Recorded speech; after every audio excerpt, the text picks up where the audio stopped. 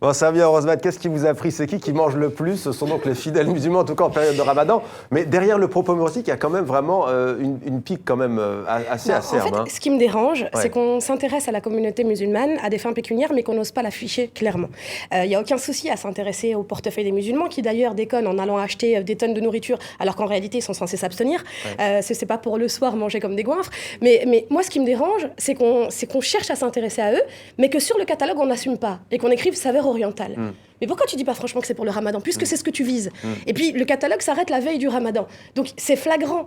Et en fait, le fait de nier ça et de ne pas assumer, c'est-à-dire de vouloir prendre notre argent, mais ne pas nous respecter en contrepartie, parce que c'est mettre les mots sur des choses, eh ben moi c'est ce qui m'a dérangé. Et donc c'est pour ça que j'ai fait tout ça, parce qu'après t'as des gens qui sont intervenus en disant mais c'est pas si important qu'on nous souhaite bon Ramadan, on s'en fiche, on le fait pour nous. Mais non, c'est pas ça le propos. Est-ce que vous avez dit à un moment donné que cette enseigne, il faut aussi se dire la vérité? On sait que tout est propice à polémique désormais dans la société française. Si le patron de ce magasin dit on va le faire, vous savez très bien que ça va être une avalanche de réactions. D'autres clients qui vont pas être contents. Ils ont fini par le faire.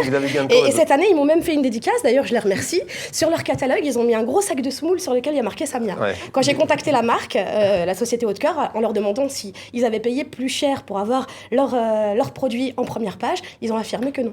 Donc c'était vraiment une dédicace. Alors merci Leclerc. Il fait tout pour le Ramadan, mais il dit pas que c'est le Ramadan. Ça veut dire notre argent, il est bien pour lui. Mais le reste, ça le dérange. Cette année, il a refait le catalogue le même que l'année dernière. Moi, je croyais qu'il avait compris la leçon.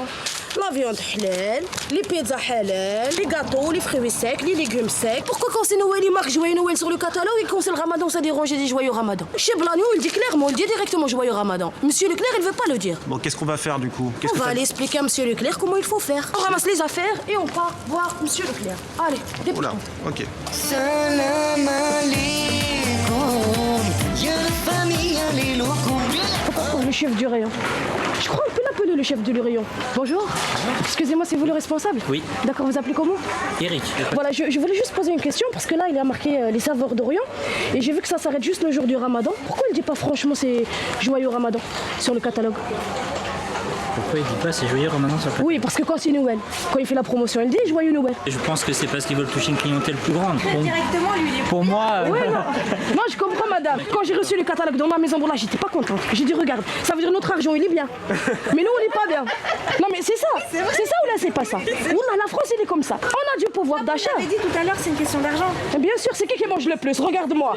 C'est qui mange le plus, madame? C'est qui, franchement? C'est qui consomme?